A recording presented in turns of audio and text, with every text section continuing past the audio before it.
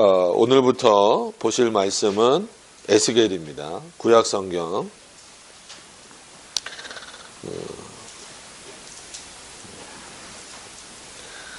1152페이지 1페이지쯤에 있습니다.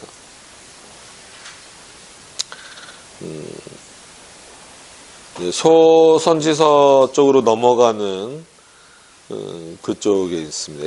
예레미야서 뒤에, 그러니까 예레미야 예가까지 지난 다음에 이제 에스겔서가 있습니다. 예.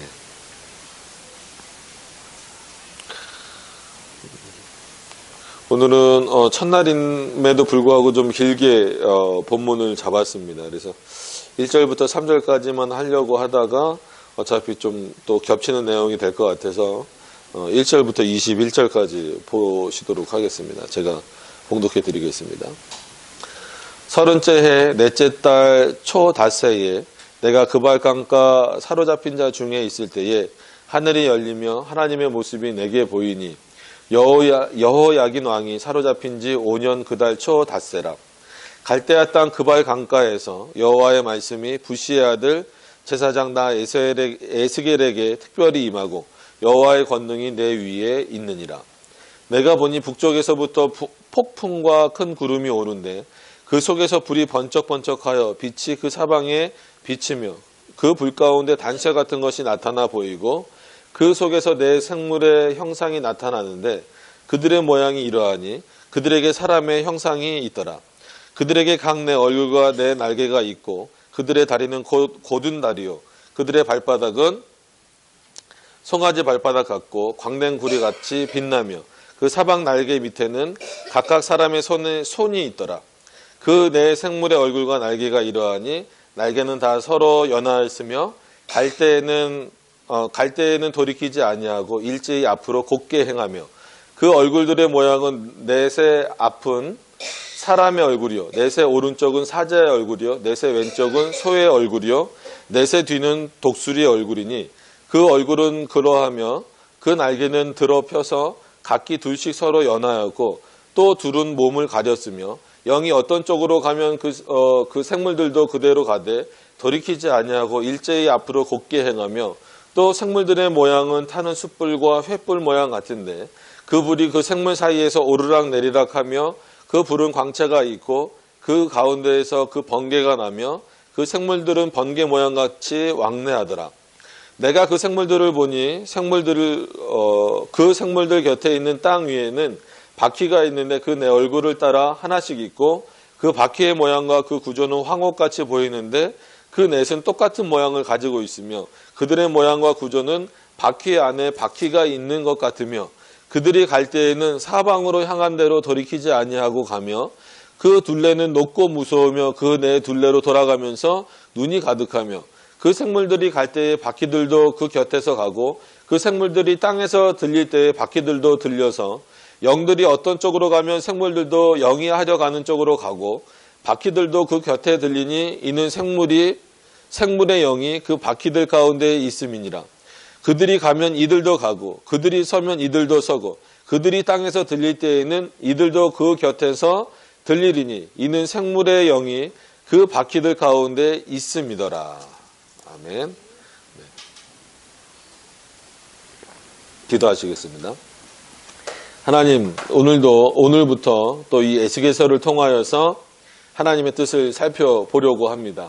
늘 언제 보아도 구약은 조금 난해할 수 있고 특히나 이렇게 하나님께서 직접 어떤 사건에 대해서 말씀하시는 것보다 이상이나 환상이나 이런 것들로 계시하는 부분들에 있어서는 우리가 좀 더 어려움을 겪습니다. 주님께서 도우시고 인도하여 주셔서 이 내용들을 우리가 어떻게 잘 이해하고 바라보아야 되는지 깨닫는 시간 되게 하여 주시고 이 말씀 속에 담겨져 있는 하나님의 뜻이 잘 전달되어서 그리고 잘 또 깨달아져서 지금 이 시대를 살아가면서도 여전히 하나님의 임재와 하나님의 섭리 안에 있다라고 하는 것을 기억하며 더욱더 그 하나님을 바라보며 나아갈 수 있는 우리 성도님들 되실 수 있도록 인도하여 주시옵소서. 예수님 이름으로 기도드립니다.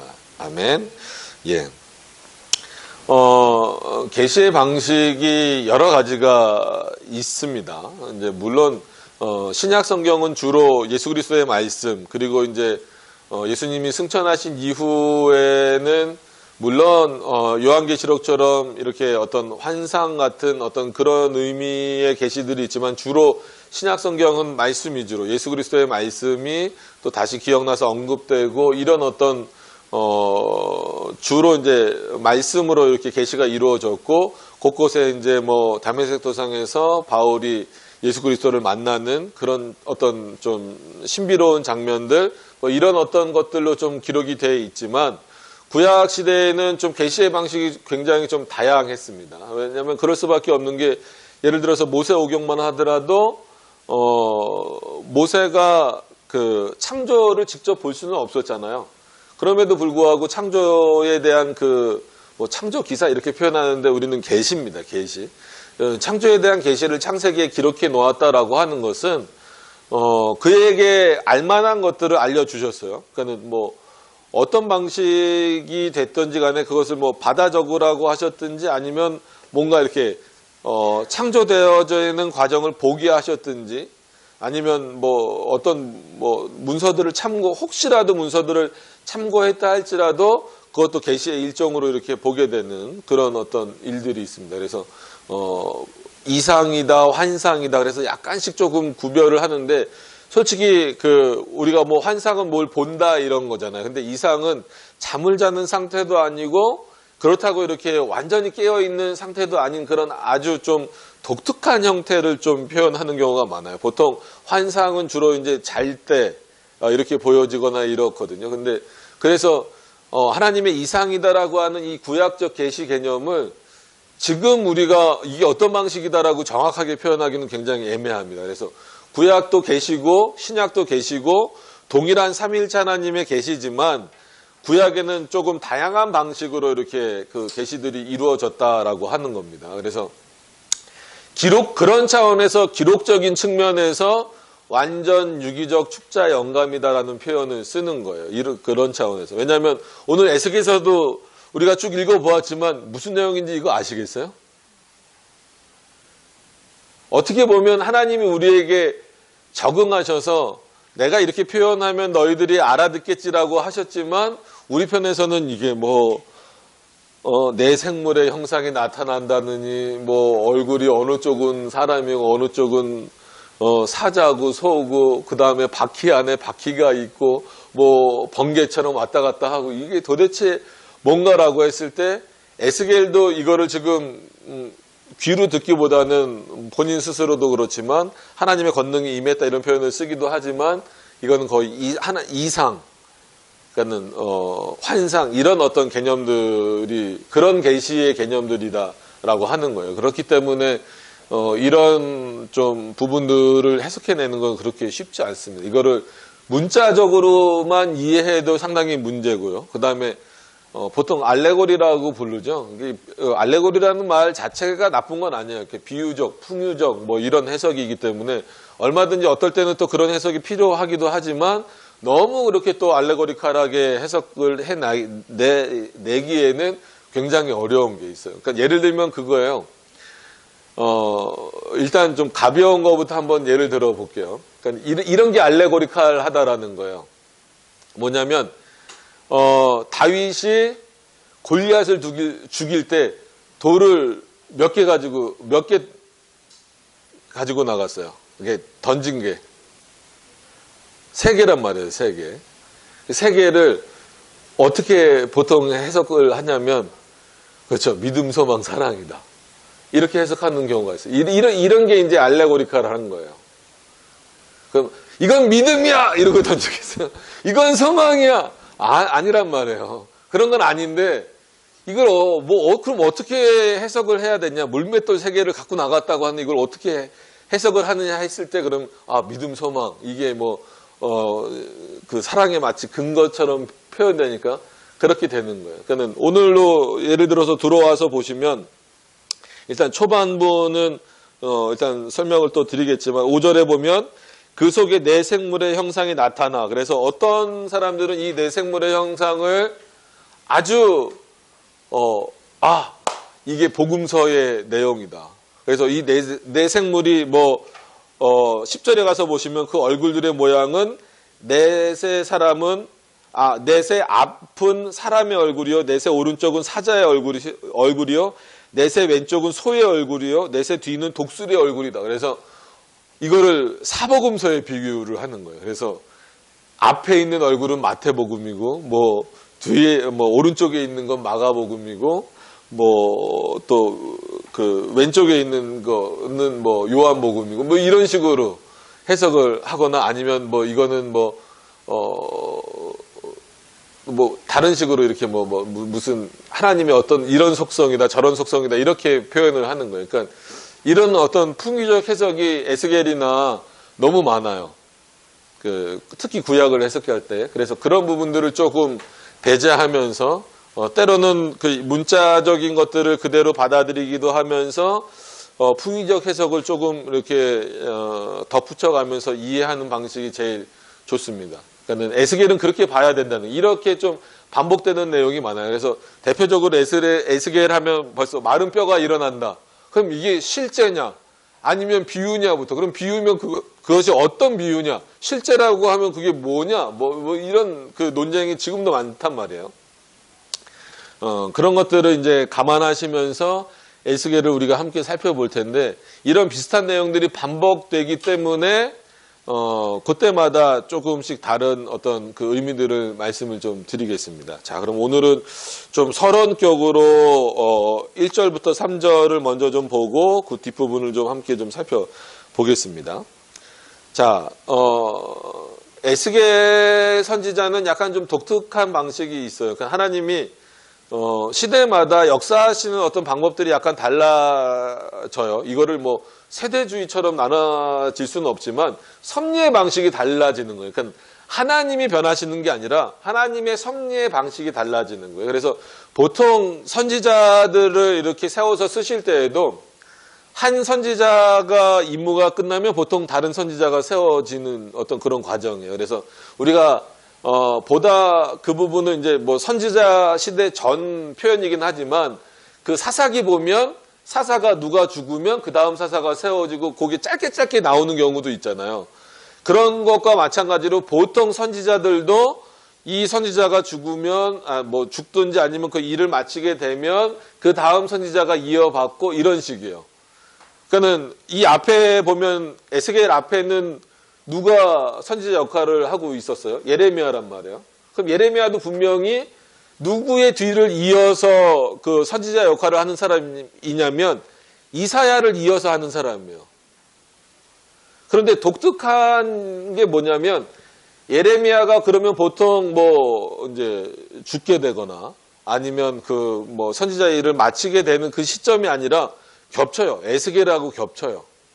그러니까 어떤 면에서 보면 동시대에 에레미야라고 하는 아주 좀 이렇게 뭐라 그럴까요? 좀 지금으로 말하면 연륜이 많은 선지자가 있고, 그거보다는 조금 어리고 경험도 적은 에스겔이라고 하는 선지자를 또 세우셨어요, 하나님이.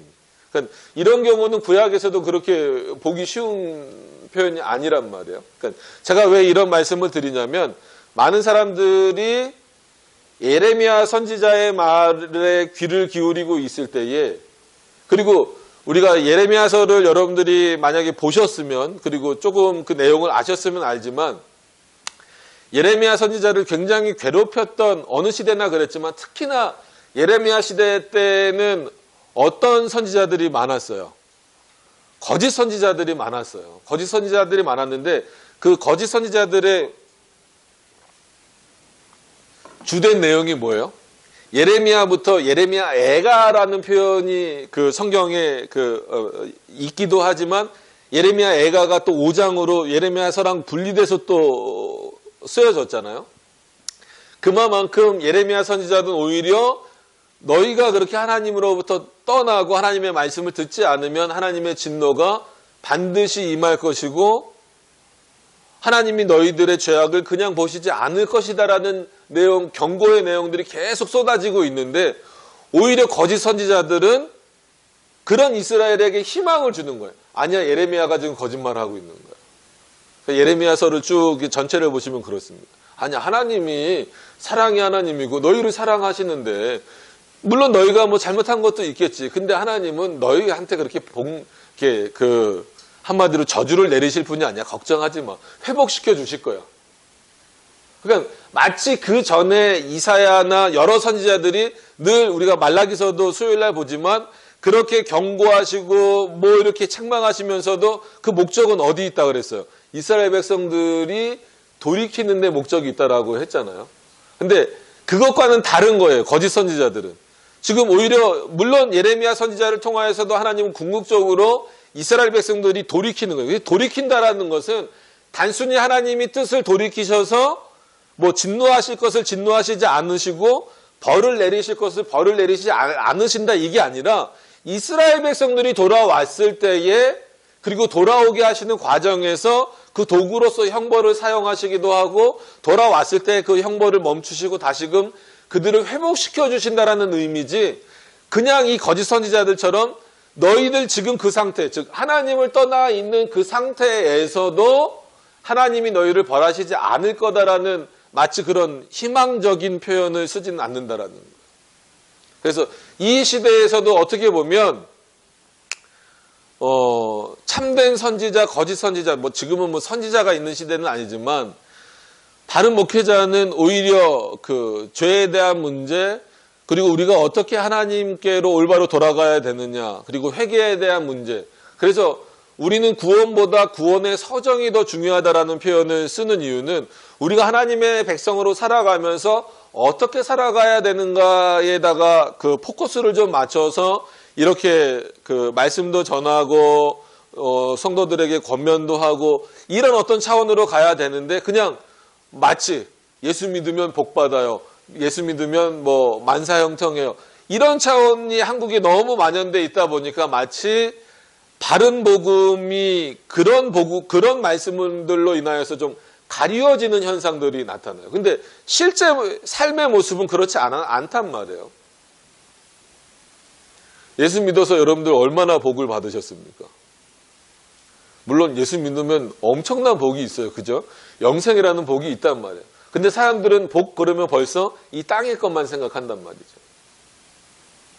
왜냐하면 이 오늘 본문의 배경이 되는 에스겔서도 그렇고 예레미야랑 어쩔 수 없이 초반에는 좀 연결을 해야 돼요. 심지어 여호야긴 왕 그러면 벌써 그 역대 상하 이 부분까지 연결을 시켜서 우리가 봐야 되는데 그렇게 깊이 보기는 조금 그렇다 할지라도 그럼 붙어있는 예레미야랑 좀 같이 이렇게 이해를 하다 보면 포로 생활기예요. 근데 포로 생활기도 이스라엘 백성들 전체가 포로 생활을 할 때가 있고 마치 그런 경우 있잖아요. 뭐 우리나라에서도 징용으로 어디로 일부 끌려가듯이 일부는 예루살렘에 남아 있고 일부는 이제 또 포로 생활을 하게 되는 어떤 그런 형태가 있는 경우도 있어요. 근데 지금이 약간 그런 시기예요. 그러니까 여전히 이스라엘 지역에, 그러니까 이스라엘 사람들이 살고 있는 그 지역에 살고 있는 사람들이 있고 또 바벨론에 이렇게 포로로 가 있는 사람들이 있어서 거기서 오는 그 괴리감도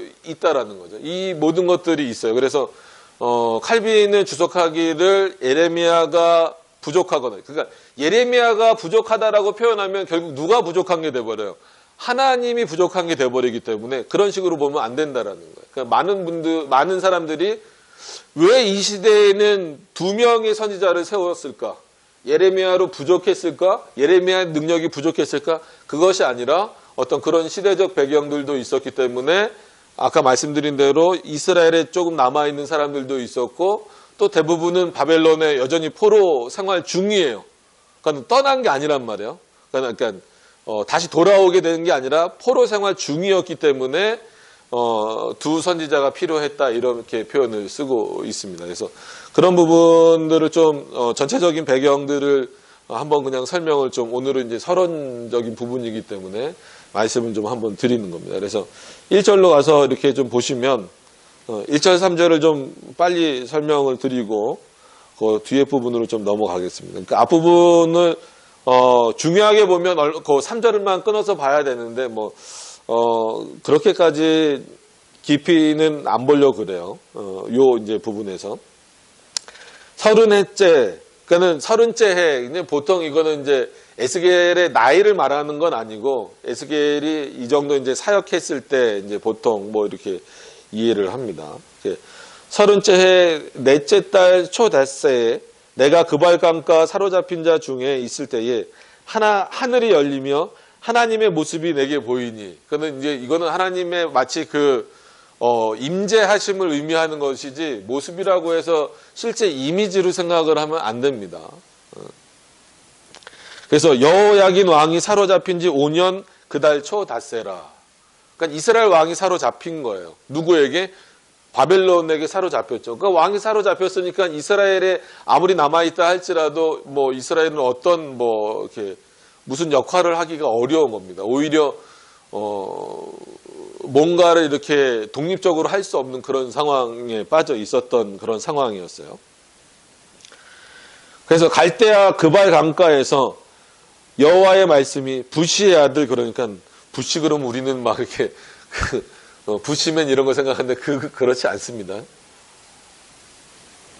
그리고 어떤 경우는 이제 예레미야를 말하는 거 아니냐라고 했을 때 그런 것도 아니고 그냥 말 그대로 부시의 아들이에요. 그래서 그발 강가 이런 것까지 다 해석을 하면 너무 길어져서 그것은 혹시 찾아보실 수 있으면 좋겠는데, 이거를 뭐 이제 그 요한계시록으로 가면은 보통 나오잖아요. 유프라테스 강, 그 다음에 티그리스 강, 뭐 4대 강이 이제 나오잖아요. 근데 어느 강인지는 정확하게는 잘 모르고 그 끝이 어딘지 모르지만 아마 유프라테스 강은 아니고 뭐 티그리스 강 그쪽 근처일 거다 정도로만 이렇게 이해를 하는 거죠. 근데 그건 그렇게 중요한 건 아니에요. 그래서 부시 아들 제사장 에스겔에게 특별히 임하고 하나님이 임하셨다는 거예요. 이 표현을 왜 썼을까요? 나는 거짓 선지자, 즉 예레미야 선지자 반대편에서 예레미야 선지자의 말을 마치 못 듣게 하는 그런 거짓 선지자가 아니라 예레미야를 돕기 위해서 하나님이 친히 나를 또한 부르신 그런 선지자다라고 하는 것을 드러내는 거예요. 그러니까 그러니까 우리가 바울 서신을 잘못 보시면 바울이 굉장히 교만하게 자기를 표현한다 라고 하지만 바울은 자기 자신을 그렇게 증거할 수밖에 없었어요. 왜냐하면 예를 들어서 12명의 제자는 예수님이 부르셨다라는 어떤 증거도 있고 본 사람들도 있고 한데 다메섹 사건은 바울이 혼자 겪은 거란 말이에요. 그리고 나서 바로 내려와서 사역을 한 게 아니고 한 10몇 년 이상 또 오랜 생활을 또 이렇게 혼자서 거의 칩거하듯이 하고 나서 바울이 본격적으로 사도의 역할을 감당하기 때문에 당신의 사도권을 한마디로 증명해봐라. 당신이 왜 사도냐라고 말했을 때 예수 그리스도가 나를 부르셨다라는 어떤 그 증거 이외에는 될 수가 없는 거예요. 그래서 그게 어떻게 보면 세상 사람들이 보기에는 객관적이지 않을 수 있어요. 보여지는 객관적인 게 없잖아요. 그럼에도 불구하고 바울 입장에서의 객관성은 뭐냐면 예수 그리스도가 나를 부르셨다라는 게 가장 객관적인 거였단 말이에요. 그러니까 우리에게 있어서도 마찬가지. 지금 뭐 마찬가지로 요즘에도 목사 그러면 저도 이제 목사증 이렇게 있어요. 그러면은 뭐 이제는 교회도 다 사업자 등록을 내라고 하니까 세금을 안 낸다 이런 것보다도 국가가 교회를 좀 사찰하려고 하는 그런 의미로 있기 때문에 조금 기분 나쁘긴 하지만 또 안 하면 또 벌금이 나오니까 어쩔 수 없이 하면 그 목사증이라는 거 다 줘요. 뭐 언제 안수 받았고 공부 어디까지 했고 뭐 했고 그럼 벌써 저는 뭐 박사과정까지 했으니까 서류가 좀 또 많죠. 이렇게 해서 제출을 하면 사업자 등록 사업자 등록은 우리가 교회가 무슨 사업자 등록 그렇게 나와요. 고유번호증 해갖고 이렇게 또 나오고. 근데 그게 이제 저에 대한 어떤 객관성이잖아요. 그래서 뭐 주보에도 이렇게 설명이 돼 있듯이 이렇게 돼 있다. 그러면은 진짜로 뭐 그 학교에 뭐 써놔도 혹시라도 이제 그 위조가 될 수도 있고 모호가 될 수도 있으니까 실제로 전화해 보는 분들도 많아요. 거기 이분 졸업했나요? 그럼 뭐 다 전산 처리돼 있으니까 저는 전화하셔도 상관없습니다. 다 여기 전산에 있으니까.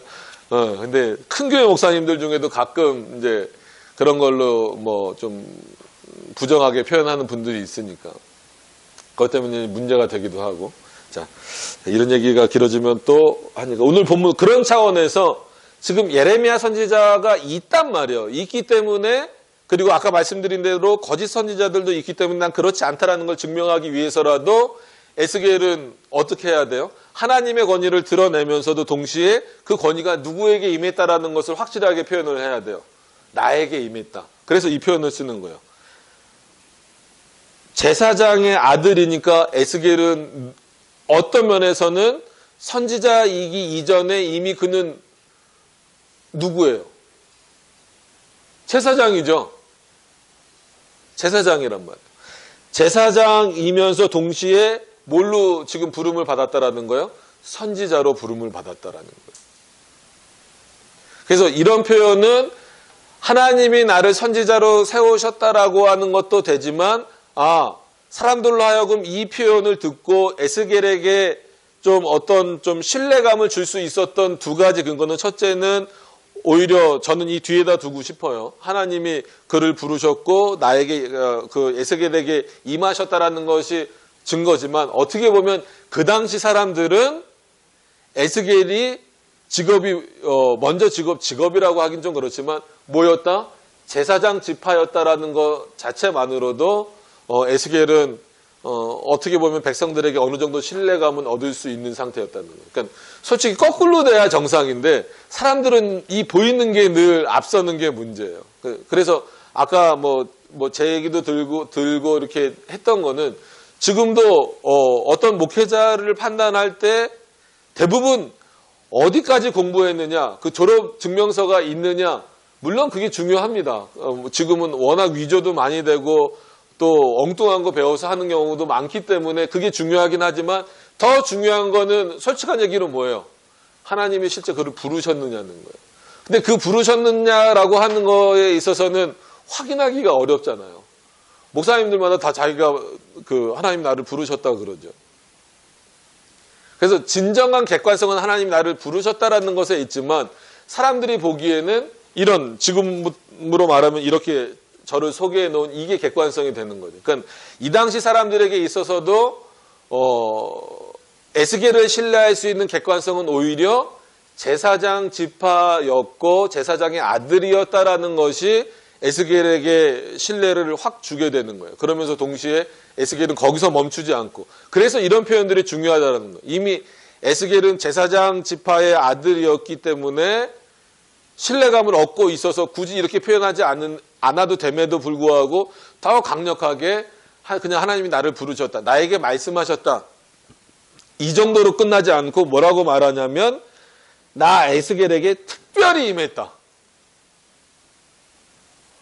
그러면은 어떤 면에서 보면 오해하면은 마치 예레미야 선지자보다 지금 하나님이 나에게 더 중요한 것을 말씀하셨다, 이런 의미로도 들릴 수 있는 거예요. 동시대에 겹쳐서 활동을 했었기 때문에. 근데 그런 의미보다는 하나님이 나를 통해서 이렇게 역사하시기 위해서 나에게도 예레미야처럼 특별히 역사하셨고 하나님이 나에게 임하셨다라는 것으로 여러분들이 이해하시면서 이 에스겔서를 보시면 좋을 것 같아요. 그래서 왜 겹쳤느냐 가지고 논쟁을 하시지 말고, 하나님이 필요하셔서 2명을 쓰시건 1명을 쓰시건 3명을 쓰시건 그건 하나님의 섭리란 말이에요. 그걸 가지고 왜 2명을 쓰셨느냐라고 하나님께 되묻는 것은, 의문을 품는 것은, 그것 또한 우리가 하나님을 향한 자세는 아니다라고 하는 거예요. 그러니까 초반에 이 말씀을 드리는 이유는, 조금 성경을 안다는 분들은 이거 갖고 시비를 걸어요. 묻기도 하고,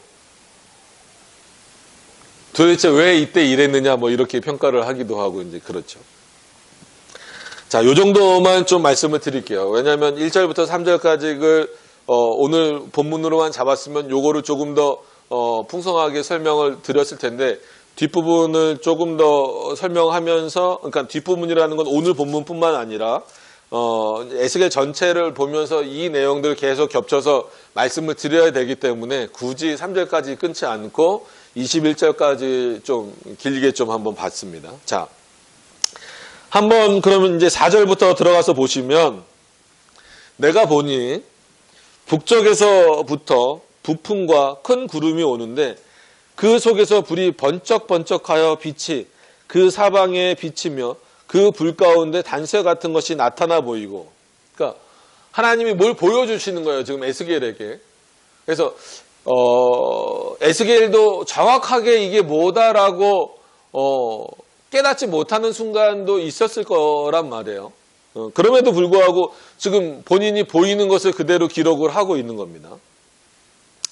그 속에 내 생물의 형상이 나타나는데 그 모양이 이러하니 그들에게는 사람의 형상이 있더라.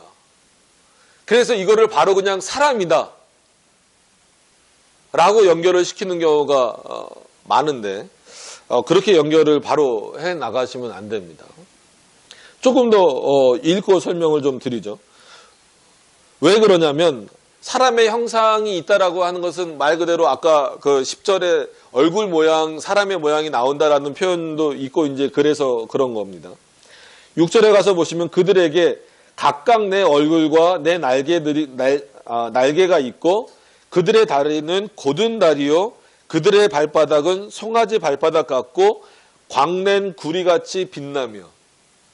그러니까 약간 다니엘서에 나오는 그런 환상과도 좀 겹치는 것 같고 막 그래서 이걸 바로 종말로 또 막 연결시키려고 하는 분들도 있어요. 그 사방 날개 밑에는 각각 사람의 손이 있더라. 그러니까 이거는 솔직히 사람이에요? 아니면 동물이에요? 처음 보는 거예요. 그러니까 에스겔 입장에서도 처음 보는 거고 이 얘기를 듣고 있는 그 사람들 입장에서도 도저히 이해하기가 어려운 거예요. 사람의 형상이 있다고 하면서 날개가 있고 뭐 진화론도 아니고 날개가 있고 또 다리는 곧게 돼 있는데 발바닥은 뭐 같다는 거예요? 송아지 같고. 그래서 이거를 막 그리는 분들이 있는데 그려보면은 괴물처럼 나옵니다. 그냥 그걸 그린다고 그렇게 도움이 되는 건 아니에요. 굳이 그릴 필요가 없어요. 그 사방 날개 밑에는 각각 사람의 손이 또 있대요. 발은 송아지고 손은 또 사람 손이고 굉장히 그러니까 이상한 어떤 형태가 돼버리는 거예요. 그 네 생물의 얼굴과 날개가 이러하니 날개는 다 서로 연하여 있으며 연결되어 있다라는 거죠. 연결되어 있으며 갈 때에는 돌이키지 아니하고 일제히 앞으로 곧게 행하며 그 얼굴의 모양은 넷의 앞은 사람의 얼굴이요 넷의 오른쪽은 사자의 얼굴이요 넷의 왼쪽은 소의 얼굴이요 넷의 뒤는 독수리의 얼굴이니. 조금 14절까지 읽고 말씀을 드릴게요. 그 얼굴은 그러하며 그 날개는 들어 펴서 각기 둘씩 서로 연하였고, 분명히 아까는 넷이 같이 연하였다고 그랬는데 지금은 또 11절에는 뭐라 그래요? 둘씩 연했다라고, 그러니까 이렇게 둘씩 또 모였다라는 표현이에요. 그래서 또 12절에 보면 영이 어떤 쪽으로 가면 그 생물들도 그랬어요. 그러니까는 에스겔 입장에서도 표현을 이렇게 할 수밖에 없는 거예요. 그러니까는 사람의 형상도 있고 말 그대로 동물의 형상도 섞여 있으니까 이거를 사람이라고 부를 수도 없고, 그러니까 환상으로 보고 이상으로 봤다 할지라도 동물로 볼 수도 없으니까, 근데 살아서 움직이니까 뭘로 표현할 수밖에 없는 거예요. 그냥 살아있는 생물이다. 그냥 마치 처음 보는 것이다. 이렇게 볼 수밖에 없는 거죠. 영이 어떤 쪽으로 가면 그 생물들도 그대로 가되 돌이키지 아니하고 일제히 앞으로 곧게 행하며, 또 생물들의 모양은 타는 숯불과 횃불 모양 같은데 점점 아주 난해해지죠. 그 불이 그 생물 사이에 오르락 내리락 하면, 이걸 또 그냥 무조건 불 그러면 어떻게 표현합니까? 성령이죠. 그냥 바로 그렇게 연결하는데 그런 차원은 또 아니에요.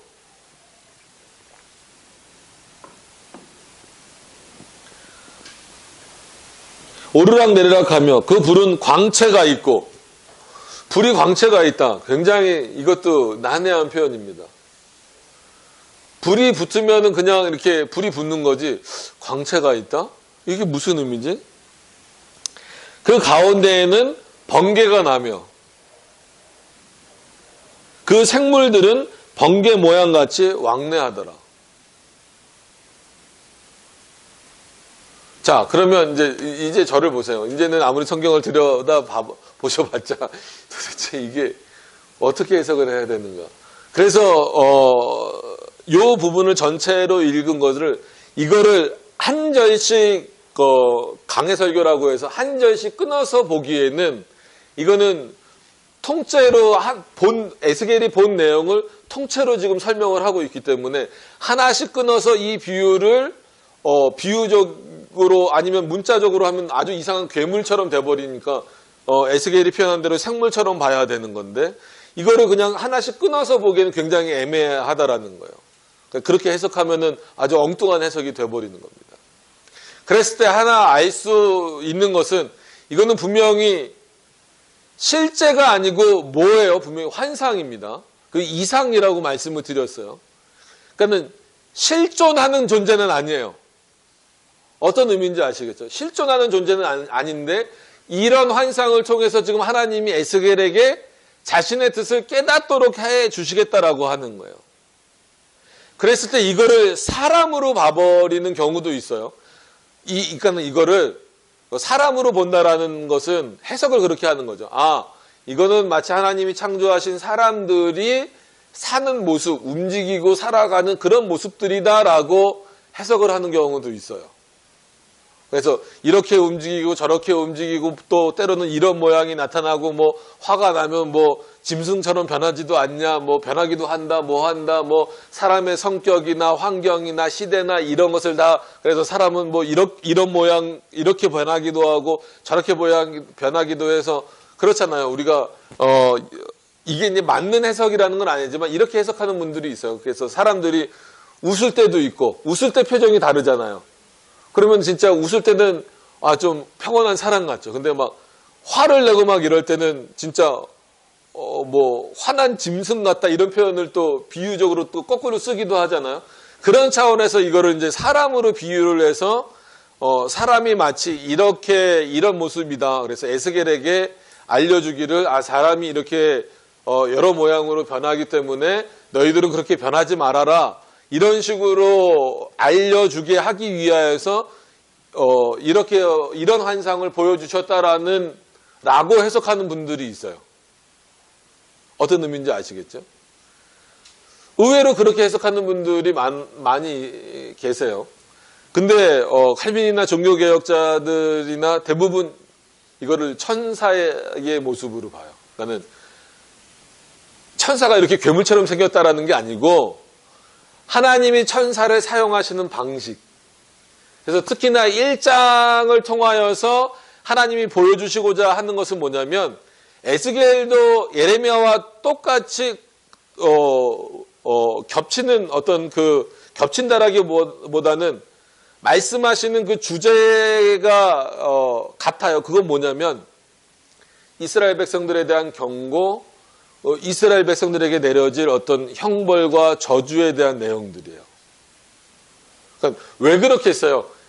이스라엘 백성들이 하나님을 온전히 섬기지 못했기 때문에 그 포로 생활을 하게 된 원인도 그랬고 포로 생활 중에서도 돌이키지 못하는. 그래서 예레미야 선지자가 오늘 뭐 예레미야를 보는 건 아니지만 예레미야 애가나 이런 것들을 보면서 울어라 이거예요. 너 자신을 위해서 울지 말고 이스라엘 백성들을 위해서 울어라.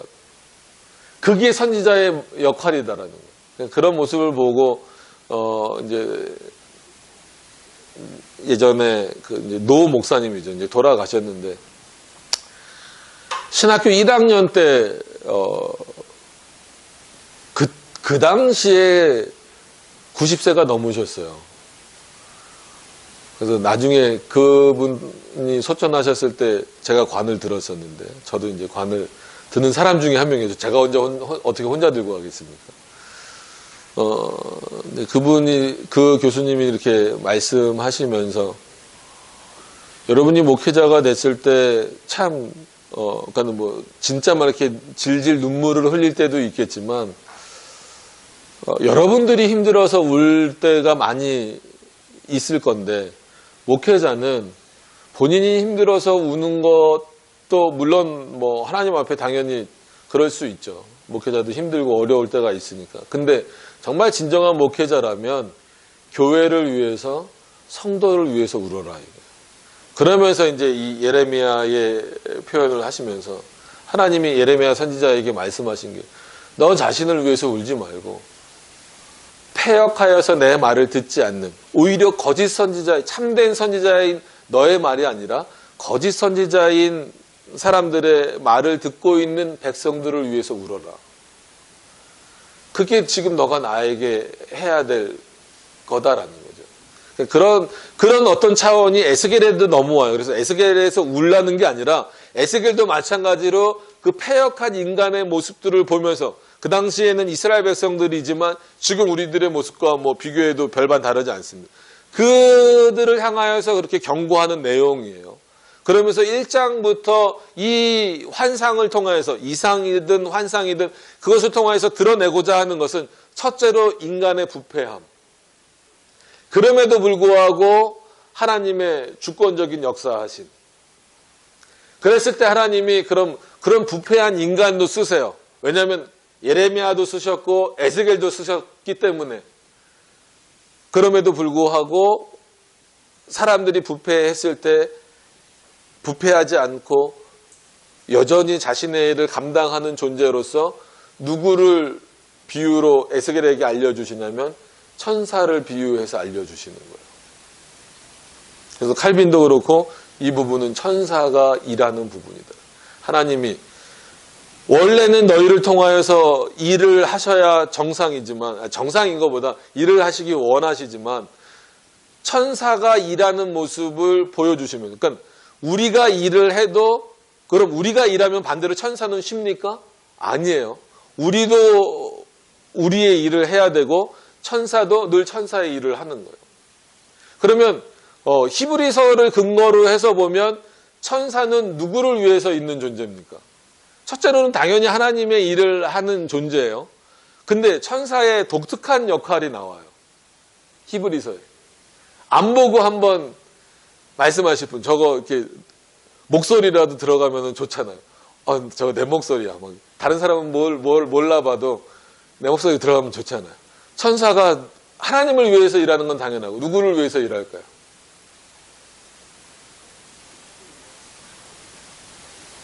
이러면 소리밖에 안 들어가요. 우리를 위해서 일하는 거예요. 사람을 위해서 일하는 거예요.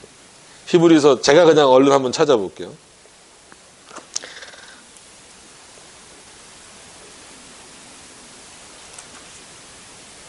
예. 7절부터 천사에 대해서 나오는데 히브리서 1장입니다. 7절에 또 천사들에 관하여는 그는 그의 천사들을 바람으로 그의 사역자들을 불꽃으로 삼으시느니라 하셨으되, 아들에 관하여는 쭉 이렇게 나오고, 하나님이여 주의 보좌는 영영하며 주의 나라와 규는 어떤 법 아니면 어떤 통치권 이런 것들을 다 의미하는 겁니다. 공평한 규인이다. 이건 구약을 그대로 인용한 거죠. 주께서 의를 사랑하시고 불법을 미워하셨으니 그러므로 하나님 곧 주의 하나님이 즐거움의 기름을 주께 부어 주를 동류들보다 뛰어나게 하셨도다 하였고, 또 주여 태초부터 쭉 이렇게 나와요. 그러면서 이제 13절로 넘어가시면 어느 때에 천사 중 누구에게 내가 원수로 내 발등상이 되게 하기까지 너는 내 우편에 앉아 있으라 하셨느냐. 그러니까는 그리스도를 위해서도 일하시고, 하여튼 천사는 여러 가지 대상을 위하여서 일을 해요. 근데 여러 가지 대상이라고 했지만 하나님을 위하여서 일을 하는 거예요. 근데 마지막에 14절에 보시면 모든 천사들은 섬기는 영으로서 구원받을 상속자들을 위하여 섬기라고 보내심이 아니냐. 그러니까 천사의 이것만이 천사의 역할입니다라고 말씀드리는 게 아니에요. 천사의 주된 역할은 뭐예요? 하나님의 명령을 수행하는 거예요. 하나님의 명령을 거역하는 게 아니라 수행하는 차원에서 모두 있다는 거예요. 구원받을 상속자들을 위하여 섬기러 보냄을 받은 자다라는 거예요. 존재들이라는 거죠. 이게 천사의 역할이에요. 그래서 이거를 너무 강하게 끌고 온 게 뭐예요? 수호천사 개념이잖아요. 그냥 그걸 너무 강하게 막 끌고 와서 마치 각 사람마다 이렇게 사모를 지키는 천사가 따로 있고, 또 여기 성도님을 지키는 천사가 따로 있고, 저희 권사님을 지키는 천사가 따로 있고, 그래서 마치 수호천사 개념. 그래서 당신의 수호천사는 누굽니까? 뭐 성경에 뭐 천사 이름 몇 개 나오지도 않는데 다 미카엘이래. 그렇지는 않아요. 그러니까 천사가 우리의 그 상속자들이니까 결국은 누구겠어요? 구원받은 자들을 위하여서 일하는 거예요. 왜 이렇게 말씀을 드리냐면, 자, 그럼 천사로 한번 보고 이 본문을 다시 한번 이해를 해봅시다. 천사를 이해하고 뒷부분도 봐야 되기 때문에 그래요. 천사는 하나님의 명령을 수행하는 자라고 했어요. 그 역할은 우리에게도 부여된 거예요. 그래서 늘 소요리 문답 1문을 기억하시라고 한 말을 이제 귀에 못이 박히도록 들으셨죠. 그게 뭐예요? 인간의 제일 되는 목적은 뭐라고요? 하나님을 영원토록 즐거워하고, 그러니까 내가 하나님으로 인하여서 즐거워해야 되는 것도 있고, 나도 하나님을 영화롭게 해드려야 된다는 거예요. 그리고 바꿔 말하면 우리의 목적도 뭐예요? 하나님의 뜻을 이루기 위한 게 목적이에요. 그럼 하나님이 천사에게 명령하신 목적이나 인간에게 명령하신 목적이나 일정 부분은 겹친단 말이에요. 뭐를 위해서? 하나님의 뜻을 이루기 위하여서 천사도 있는 거고 원래 우리도 있는 거란 말이에요. 그럼 잘 생각해 보세요. 그러니까 천사가 타락해서 사단이 됐다. 이거는 여기 지금 말씀과는 상관없는 거고, 천사는 하나님의 명령을 한 번이라도 어겼을까요? 어기지 않았을까요? 어기지 않는 존재라는 거예요. 근데 우리도 똑같이 내가 이 백성을 어떻게 하기 위해서, 이 백성을 통하여 찬송받기 위해서 지었다라고 표현을 하셨음에도 불구하고 우리는 하나님의 말씀을 지켜야 되는 존재인데 지켜요, 안 지켜요? 안 지키는 경우가 많죠. 지금 이 상황, 이 당시 이스라엘 백성들의 상황이 어때요? 하나님의 말씀을 지켜요, 안 지켜요? 안 지킨단 말이에요. 그리고 심지어 안 지키는 건 둘째치고 예레미야 선지자보다 누구의 말을 더 귀담아 듣고 있는 거예요? 거짓 선지자. 아시겠어요? 예레미야라고 하는 참 선지자의 말보다, 그리고 오늘까지 포함하면 이제 에스겔이겠죠. 에스겔이라고 하는 참 선지자의 말보다 사탕발림으로 이스라엘에게 마치 축복을 얘기하는, 지금 축복받을 상황이 아님에도 불구하고 축복을 얘기하고 있는 거짓 선지자들에게 쏠려버려 있는 게 인간이에요. 그러니까 하나님이 예를 들어서 이거는 알미니안주의적인 개념이 아니라 이것을 이루라고 주신 목적이 있단 말이에요. 우리에게도. 근데 그 목적을 향해서 쭉 가는 게 아니라 가다가 사람들은 어떻게 돼요? 다 곁길로 가는 거예요. 근데 그거를 이루기 위해서 물러서지 않고 끝까지 가는 존재는 누구라는 거예요? 천사들이라는 거예요. 그거를 방해하는 자들은 거꾸로 반대로 방해하는, 어떻게 해서든 하나님의 길을 꺾고 하나님의 길을 방해하고 막으려고 하는 존재는 그럼 누구겠어요? 사단이죠. 그럼 사단의 방해에 꺾이는 존재는 누구예요? 천사입니까? 천사는 안 꺾여요. 그 대표적인 표현이 9절에 보세요. 자, 9절 다 같이 한번 읽어보겠습니다. 오늘 본문이에요. 에스겔서 오늘 본문이에요. 자, 9절 시작. 날개는 다 서로 연하였으며 갈 때에는 돌이키지 아니하고 일제히 앞으로 곧게 행하며 물러서지 않는다라는 거예요. 천사들은 하나님의 명령이 주어졌다면 자신의 뜻대로 움직이는 게 아니에요. 하나님의 명령이 주어졌으면 그 길이 어떤 길이든지 막히는 길이든지 뭐든지 간에 물러서지 않고 그 목적을 이루기 위해서 간다라는 거예요. 그러니까 오늘 말씀은 뭐예요? 천사도 그렇게 가는데 왜 택함받은 너희들은 못 가냐 이거예요. 왜 사단이 가로막고 있는, 한마디로 표현하면 이것도 비유적인 표현이라고 하면 어떤 절벽이라든지 장벽이라든지 왜 이런 것을 두려워서 못 뚫고 가냐 이거예요. 그래서 어떻게 하나님이 천사를 통하여서 일하시는가를 보여주시는 내용이 요 1장 초반 내용입니다. 그래서 아까 뭐 내 형상을 가지고 사복음서에 비유하거나 또 뭐 잘못된 비유가 외우질 못해서 뭐 공의의 형상, 총명은 독수리, 용기는 사자, 인내는 소의 모양. 그럴듯하죠. 그죠? 소 그러면 뭐예요? 우직하잖아요. 막 잘 참고 그렇잖아요. 그 다음에 사람 하면 공의롭다. 하나님이 처음에 그렇게 창조하셨을지 몰라도 솔직히 공의로운 인간이 어디 있어요? 위로 올라가면 올라갈수록 더 부패하죠. 독수리가 총명해봤자 독수리 IQ 얼마나 될 것 같아요? 그죠? 독수리가 그 수학 문제 풀 수 있을 것 같아요, 선생님? 안 되죠, 그죠? 사자는 용기. 그럼 호랑이는 왜 뺀 거예요? 호랑이도 용기 있으면 더 용기. 사파리 들어가 보니까 용기는 개뿔 하나도 없대, 그냥. 뭐예요? 건빵만 죽어라 먹더라. 그죠? 고문 박수치고 앉아있고, 그죠? 그러니까 그렇게 비유하라는 게 아니에요, 오늘 본문은.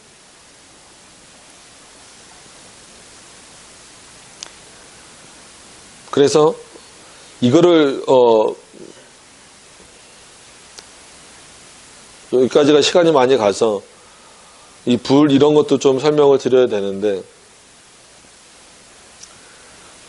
일단 하다가 좀 시간이 되면 다음 주에 이 본문을 그냥 한 번 더 볼게요. 그게 차라리 나을 것 같아요. 그죠? 급하게 이렇게 가는 것보다는. 그래서 요 앞부분도 그렇고 이제 뒷부분에 내가 그 생물들을 보니 그 생물들 곁에 있는 땅에는 바퀴가 있는데 그 내 얼굴을 따라 하나씩 있고 쭉 나오는 이것도 결국은 하나님의 주권 그다음에 그 하나님의 일하심 이런 부분이지만 일단 천사라고 말씀을 드렸으니까 조금 자세하게 이제 더 본문을 들여다보면 내가 보니 북쪽에서부터 북풍과 큰 구름이 오는데 그 속에서 불이 번쩍번쩍하여 빛이 그 사방에 비치며 불 가운데 단새 같은 것이 나타나 보이고 그러니까 이거는 마치 그 하나님이 주로 사람들에게 임재하실 때 보여지는 거잖아요. 그래서 모세가 이렇게 있을 때도 그랬고 타지 않는 불 같은 어떤 그런 개념. 그죠? 구약 성경에 나오잖아요. 불이 나무에 붙었는데 그럼 나무에 붙으면 그 나무가 어떻게 돼버려야 돼요? 타버려야 되잖아요. 근데 타지 않고 그냥 불은 붙어 있는데 타지 않아요. 어떤 그런 좀 신비로운 그런 경험들을 이제 표현을 하는 거죠. 그래서 하나님의 역사가 참 이렇게 신비롭다라는 거죠. 인간이 이해하기 어려운 방식으로. 그래서 이제 그 이후에는 아까 말씀드린 대로 천사의 어떤 그런 천사의 형상이다 이렇게 표현하시면 안 돼요. 천사의 형상이 아니라 천사의 어떤 그 일하는 그런 방식들. 그래서 그들의 다리는 이제 형상에 대해서는 이렇게 말씀을 드렸으니까 그들의 다리는 곧은 다리요 그들의 발바닥은 송아지 발바닥 같고 광된 구리 같이 빛나며 그래서 그렇게 곧게 하나님의 일을 감당하고자 하는 어떤 그런 의미로서 이렇게 받아들이시는 게 좋아요. 이거를 일일이 하나하나 이거는 이런 의미다 저건 저런 의미다. 그래서 여러 주석을 보면 볼수록 에스겔서나 이런 부분들은 굉장히 헷갈립니다. 이거는 이렇게 해석하고 저건 저렇게 해석하고. 그래서 칼빈 주석에서는 그거를 이런 생각들 싹 다 버려라. 그런 어떤 뭔가를 하고자 하는 생각들은 좀 버리고 하나님이 이거를 왜 환상으로 보여줬는지 그러니까 실제 있는 게 아닌데 왜 환상으로 이렇게 정말 그리면 괴물처럼 나올 수밖에 없는 모습들을 보여주셨느냐라고 했을 때 얘는 인간의 패역함을 오히려 이걸 인간으로 비유하는 게 아니라 인간의 패역함을 보여주시면서 동시에 그 일을 온전히 감당할 수 있는 존재는 하나님의 명령을 받은 천사들이다라는 차원입니다. 결국은 하나님이시다라는 거죠. 그래서 또 하나 대표적인 게 그런 거예요. 그 8절에 보면 그 사방 날개 밑에 있는 각 사람의 손이 있더라. 그래서 우리 뭐 손 막 이래버리면 또 하나님의 손, 하나님의 능력 뭐 그렇게 비유해도 틀릴 것 같지 않은데 그렇게까지도 하지 말라고 칼빈은 또 얘기하거든요.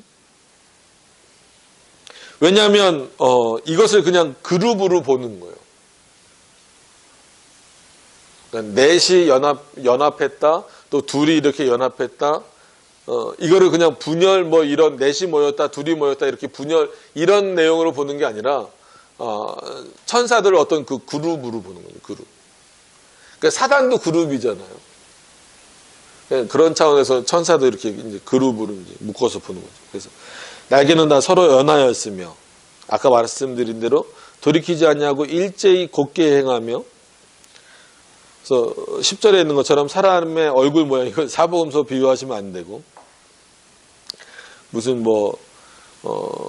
용기, 인내, 총명함 이런 걸로 이해하시는 것도 그렇게 좋은 건 아니에요. 그 얼굴은 그러하면 그 날개는 드럽혀서 각기 둘씩 서로 연하였고 또 둘은 몸을 가렸으며 영이 어떤 쪽으로 가면 여기에서는 본격적으로 천사들이 어떻게 일하는가 그거에 대해서 이제 보통 나와 있는 거예요. 그래서 영이 어떤 쪽으로 가면 그 생물들도 그대로 가되 돌이키지 않고 오히려 이런 부분들에 있어서 그 에스겔을 통하여서 인간과 그 천사에 대해서 비교를 하시는 거예요. 그래서 누가 우위에 있다 이런 거보다도 누가 더 지금 하나님의 일을 그 제대로 감당하고 있느냐. 그러니까 이 1절부터 어떻게 보면 이 비유 자체가 이스라엘 백성들에 대한 책망이라는 거예요. 그러니까 올바로 자신의 길을 가지 못하고 하나님이 명령하신 대로 살지 못하는 모습들에 대한 어떤 그 내용들을 이 비유를 통하여서 책망하고 계신다라는 거죠. 그러니까 곧게 행하되, 그러니까 곧게 행하다라는 의미는 부러지지 않는다, 일직선으로 간다, 바로 간다, 우직하다, 이런 여러 가지 의미도 있지만 아까 말한 대로 하나님이 명령하신 방식대로만 간다는 거예요. 누구는? 천사는 그렇게 한다라는 거예요. 근데 왜 너희는 그렇게 안 하냐는 거예요.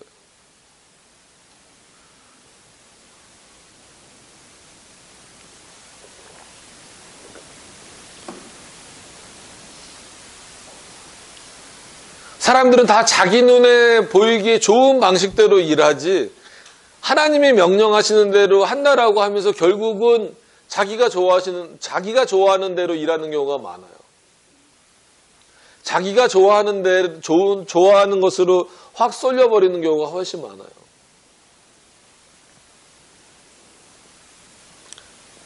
그래서 또 생물들의 모양은 타는 숯불과 횃불 모양 같은데 그 불이 생물 사이에서 오르락 내리락 하며 그 불은 광채가 있고 그 가운데에는 번개가 나며 번개는 굉장히 이 당시에는 어떻게 보면 하나님이 여러 가지 자연 현상들 이런 것까지 다 동원해서 지금 설명을 하시는 거죠.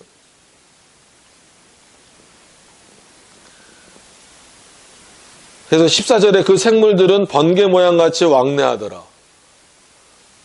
이건 뭐예요? 천사들이 그렇게 열심히 최선을 다해서 일한다라는 그런 표현입니다. 그래서 여기서 이제 곁들여서 좀 한번 생각해 볼 수 있는 것은 번개 그러면 여러분 어떻게 보면 소리보다도 이 번개 빛이 동시에 치는 거지만 우리 귀에 들리기에는 번개 빛이 먼저 보이고 소리가 나중에 들리잖아요. 그래서 번개가 치고 천둥 소리가 들리는 것처럼 이해를 하지만 똑같은 거잖아요.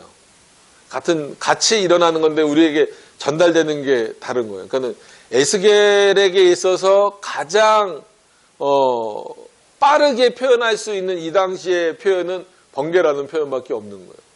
그만큼 그 연락함이 빠르다라고 하는 것은 일하는 그 방식이 빠르다라는 거죠. 그러니까 이것을 그래서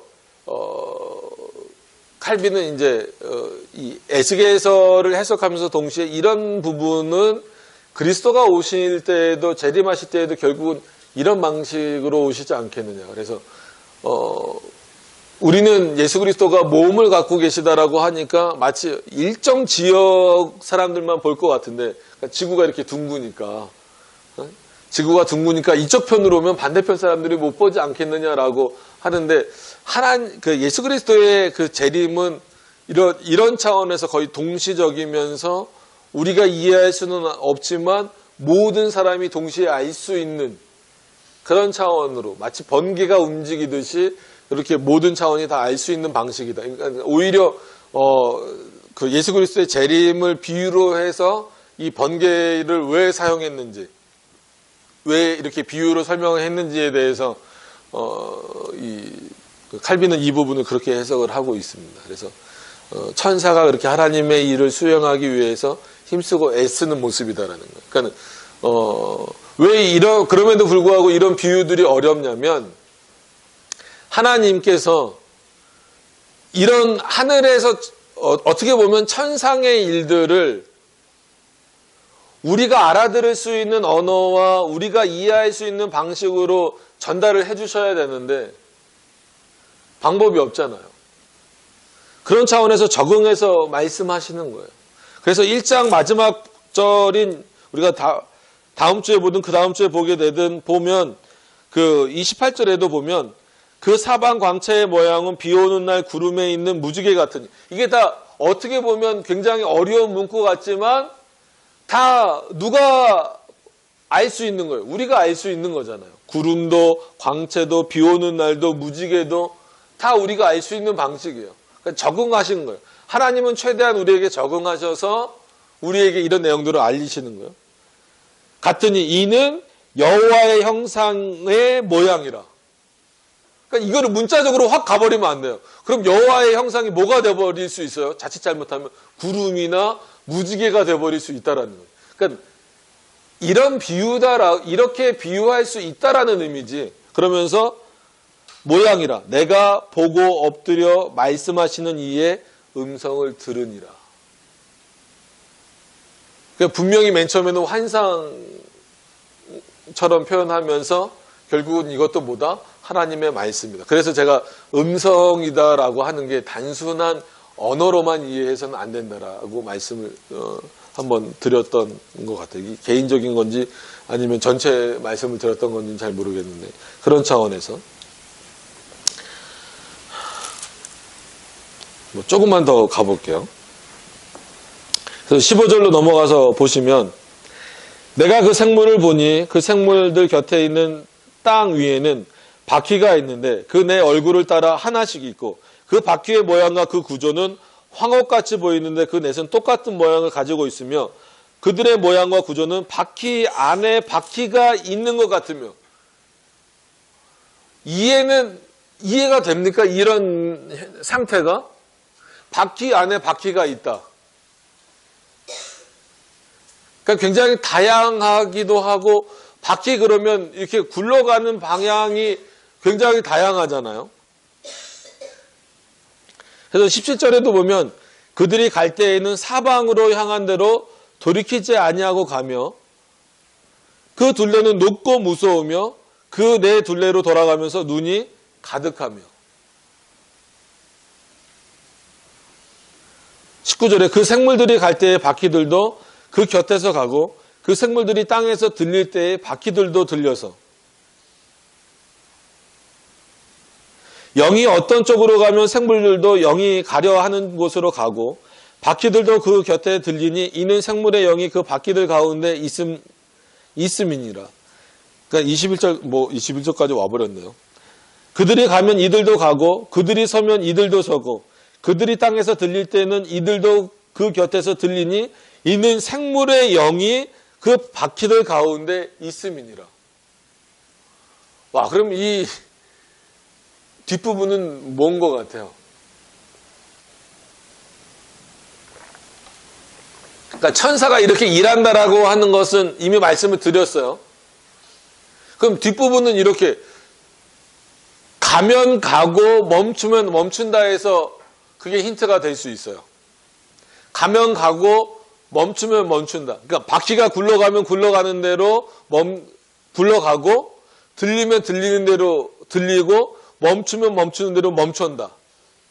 천사가 그렇게 일한다라는 것은 알 수 있어요. 그럼 이게 뭘까요? 하나님의 섭리라는 거예요. 하나님이 이렇게 역사하실 때는 이렇게 가고 저렇게 역사하실 때는 저렇게 가고, 그래서 섭리의 다양성, 그러니까 역사의 여러 가지 다양성, 그러니까 그때만 개입해서 일하시는 분이 아니라는 거예요. 그러니까 시계수리공 개념이라는 게 있어요. 그래서 마치 하나님이 창조를 해놓으시고 질서를 잡아놓으시고 하나님은 뒷짐을 지고 계시다. 그래서 지금은 전자시계들이 많지만 예전에는 다 태엽을 감아야 갔잖아요. 그래서 태엽이 풀리기 전까지는 내버려두면 알아서 돌아가는 방식처럼 이해를 하는 거예요. 그러니까 이게 굉장히 애매한 거예요. 그러니까 그것도 하나님의 주권을 표현하는 거, 일정 부분 표현하는 것 같으면서도 태엽이 풀려져서 다시 감기 전까지는 하나님이 개입하시지 않는 방식으로 돌아가는 거예요. 그러니까 우리 안에는 어떤 일이 보여져요? 다양한 일들, 우연, 그 다음에 생각하지도 못한 일들, 이런 일들이 벌어질 수 있다는 거예요. 그럼에도 불구하고 하나님은 그때마다 개입하시지 않고 가만히 계시다가 마치 태엽이 다 풀려서 시기가 돌아가지 않을 때 그때서야 개입하신다는 거예요. 그런 표현을 쓰면서 하나님은 일상생활 하나하나를 개입하시는 분이 아니라 아주 어떤 큰 일들, 뭐 전쟁이라든지 아니면 이런 큰 일들을 통해서만 개입하신다. 왜? 하나님이 창조하셨어도 질서를 세워놓으셨기 때문에. 하나님 뒤로 빠져 계신다. 그래서 많은 사람들이 그럴 것 같아요. 하나님이 뭐 그렇게 일일이 다 간섭보다 일일이 다 역사를 하시겠어라고 말하지만 그렇게 생각하면 하나님은 오히려 주권적인 분이 아니에요. 일용할 주기도문부터 그럼 어긋나요. 일용할 양식을 구할 이유도 없는 거예요. 왜? 태엽이 감겨져 있을 동안은 우리가 우리의 일을 열심히 해서 얻어 먹으면 되는 거니까. 그렇기 때문에 그거는 오히려 가장 잘 설명하는 것 같아 보여. 하나님의 주권을 가장 잘 설명하는 것 같은 이론처럼 보여도 어떻게 보면 하나님의 주권을 가장 파괴시켜버리는 내용이 되어버리는 겁니다. 근데 역사적으로 이런 표현들이 많아요. 그래서 에스겔서에서도 어떻게 보면 이 뒷부분의 해석도 그런 차원에서 단순히 비유적으로 가서 바퀴 안에 바퀴가 있다? 뭐 이런 개념들을 어떻게 풀까 고민하는 것보다도 전체 문맥에서 그럼 이게 상징하는 게 뭘까? 이 상징을 왜 이렇게 환상으로 보여주셨을까라고 했을 때에는 하나님의 섭리를 우리는 모르잖아요. 하나님이 어떻게 이끌어 가실지 우리 입장에서는 모르지만 하나님은 다양한 방식으로 역사하고 계시다라고 하는 거예요. 그게 우리에게는 어떤 방식으로 일어나는 거예요? 우연의 방식으로 일어나는 거예요. 그럼에도 불구하고 그래서 너 에스겔이 보기에는 그리고 사람들이 보기에는 마치 뭔가 질서가 없이 막 움직이는 것 같아 보여도 그죠? 일로 갔다 절로 갔다 막 어디로 갈지 모르잖아요. 막 들렸다 막 내려갔다 그리고 바퀴 안에서 바퀴가 막 작은 바퀴가 돌고 그럼 예상치 못한 일이라는 거예요. 그런 일들이 막 있고 일로 갔다 저쪽으로 갔다 막 이런 모습들이 너희가 보기에는 하나님이 질서가 없는 분 같고 마치 너희들에게 역사하시지 않는 것 같고 지금 뒷짐을 쥐고 계시면서 너희들의 역사에는 개입하시지 않는 것 같고 왜냐하면 우리가 수요일날 말라기도 보지만 이 당시 이스라엘 백성들도 하나님의 자신들이 잘못을 저질러서 어떻게 보면 그 잘못은 뭐예요? 하나님을 올바로 섬기지 못해서 하나님의 뜻에 순종하지 못했기 때문에 지금 포로 생활을 하고 있는데 사람들은 늘 뭘 생각을 하는 거예요? 혼나면 혼나는 게 싫은 거예요. 아이들도 보면 달라요. 아이들도 보면 혼날 때 정말 내가 왜 혼나지? 이것만 생각하는 애들도 있어요. 그냥 혼나는 것 자체가 싫은 애들이 있어요. 그리고 똑같이 혼이 나더라도 나는 이것 때문에 혼나는 거야. 그래서 어떤 애들은 똑같이 울 때가 있어요. 그럼 너는 왜 우니? 저는 이것 때문에 혼나서 이 일을 제가 한 것에 대해서 후회하면서 울고 있어요. 그래서 그럼 다시는 그런 일 하지 마. 그렇게 얘기가 되는데 같이 울고 있는데 너는 왜 우니? 그러면 분노에 차서 우는 거예요. 그냥. 분명히 자기가 잘못해서 혼나는 건데 잘못한 건 잊어버리고 뭐만 생각이 나는 거예요. 혼나는 것만 생각이 나는 거예요. 지금 이스라엘 백성들도 어떻게 보면 하나님에게 이런 마음이 더 크다라는 거예요. 자기네들의 잘못으로 인하여서 지금 어떻게 보면 포로 생활을 하고 있는데 뭐만 기분이 나쁜 거예요. 하나님이 정말 살아계시고 하나님이 정말 나와 함께 하신다면, 그리고 어쨌거나 우리를 선민이라고 택하셨다면 왜 우리가 바벨론의 포로 생활로 있어야 됩니까? 그리고 하나같이 선지자라는 사람들은 와가지고 우리들의 잘못만 지적을 합니까?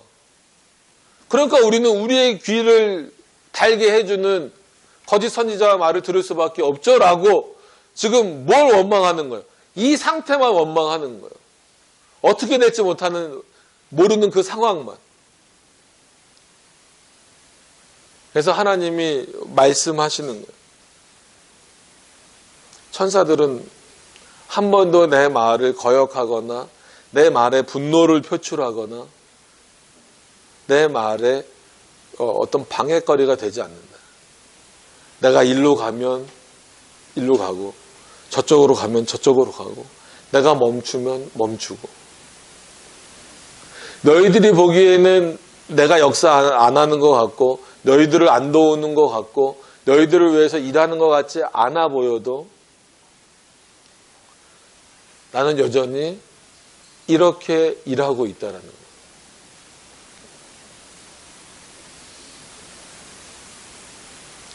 그래서 오늘 본문을 주보를 바꿔야 돼요. 다음 주에 한 번 더 보도록 그렇게 하겠습니다. 그래서 이거는 에스겔에게 임하신 하나님의 권능 이렇게 해서 첫 번째 이렇게 하고 다음에는 이제 두 번째 시간으로 해서 한 번 더 이 본문으로 한 번 더 볼게요.